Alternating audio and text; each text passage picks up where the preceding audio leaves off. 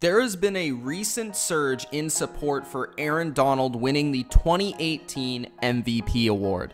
And for good reason. Aaron Donald has terrorized opposing offensive lines and quarterbacks all season long and is right now the single biggest mismatch on both sides of the football. In this video, I will examine Aaron Donald's case for the MVP, but before I do, make sure you Gronk spike the like button and subscribe to the channel for more NFL. Let's start the debate with the numbers. 12 games played so far for Aaron Donald. In those 12 games, 16.5 sacks, which leads that category in the NFL by 4. 30 solo tackles, 44 in total, 32 quarterback hits, which is a crucial number. He's on pace for 43, which would make him the only player not named J.J. Watt to surpass 40 in a season. 4 forced fumbles, which is tied for third in the NFL, 20 tackles for loss, which is first in the NFL, and he leads that by 4. 95.4 Pro Football Focus score so far, which is first across all players, not just at his position.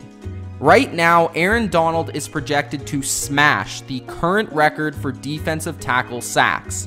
The record right now is held by former Viking Keith Millard with 18 in 1989. Donald is on pace to finish with 22 sacks. As we know, Michael Strahan holds the NFL record with 22.5. In half of his games this season, Aaron Donald has had 2 sacks or more, which is just straight up ridiculous. You think about some games where full NFL teams don't even have 2 sacks in a game. Donald's already tied for the third most sacks through 12 games since sacks became an official statistic in 1982. And he's done that despite not recording a single one through the first 3 weeks of the season. So far this year, he's recorded 84 pressures, which is a Pro Football Focus stat that tracks any time a defender disrupts a quarterback. The closest player to Donald's number is Eagles defensive tackle Fletcher Cox with 66. Here are some interesting numbers to put in perspective from Rams writer Cameron DeSilva. Over Aaron Donald's last 6 games, he would rank with the rest of the league second in sacks, third in quarterback hits, and first in tackles for loss. In only half of his games played, that's how dominant Aaron Donald would be in every single statistic. Now let's compare Aaron Donald to other great defensive seasons, particularly one recently. So the other defensive players which have won the MVP, there's only been 2, believe it or not. Alan Page in 1971 and Lawrence Taylor in 1986. But let's take a look at a more recent season, which I think is more comparable to the one we're looking at now in Aaron Donald. J.J. Watt in 2014. In my opinion, J.J. Watt was the best player in the NFL during the 2014 season. He had 20.5 sacks that year, which was close to the NFL record.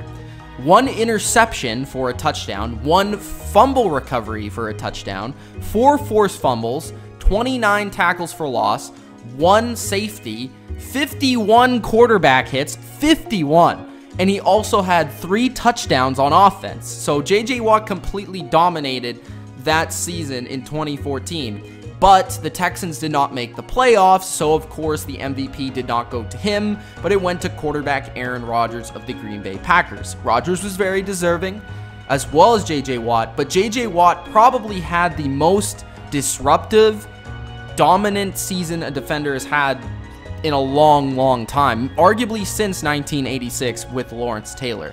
So when you compare the numbers of Aaron Donald right now to J.J. Watt, you would probably have to say that J.J. Watt, numbers-wise, has had a better season. The thing about Aaron Donald is that he's also on a winning team, which might even get the first seed in his conference, so that definitely helps his case.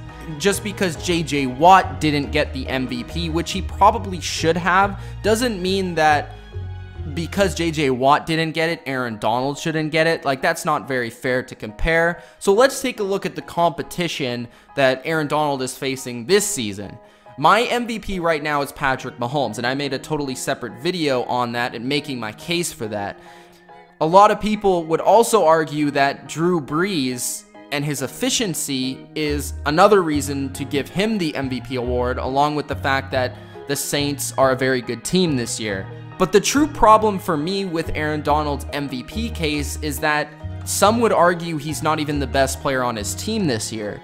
Todd Gurley's season this year has been awesome. He's averaging nearly 100 yards a game rushing, 97.9. He has 1,175 yards, 15 touchdowns on the ground, 474 yards receiving with 4 touchdowns, and he's leading the NFL in rushing and touchdowns. So Todd Gurley's having a fantastic season, and he's on the same team as Aaron Donald, so it takes the shine away from Aaron Donald. But what do you guys think? Should Aaron Donald win the MVP? Maybe.